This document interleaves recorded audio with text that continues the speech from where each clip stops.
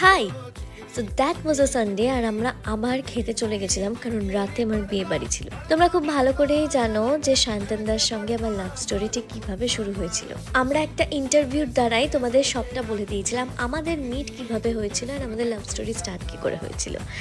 So back then মানে ধরো টুম্পা অটোওয়ালির সময় আমি কিন্তু পরের থেকে একটু ওয়েট গেইন করে ফেলেছিলাম, একটু না অনেকটাই। সেটা শেষ হওয়ার পরেই কিন্তু আমার ওয়েট লস জার্নিতে আমি উঠে পড়ে লেগেছিলাম। আমি মর্নিং ওয়াকস করতাম, ইভিনিং ওয়াকস করতাম অ্যান্ড অলসো এক্সারসাইজ করতাম। তারপর আমার ডায়মন্ডে আমি কাম ব্যাক করেছিলাম।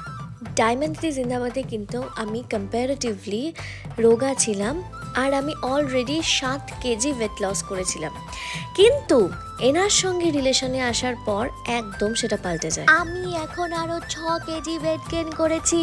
আমি খেতে ভালোবাসি আর উনি আমাকে খাওয়াতে ভালোবাসেন, এক্সারসাইজও করান। এভাবেই চলবে।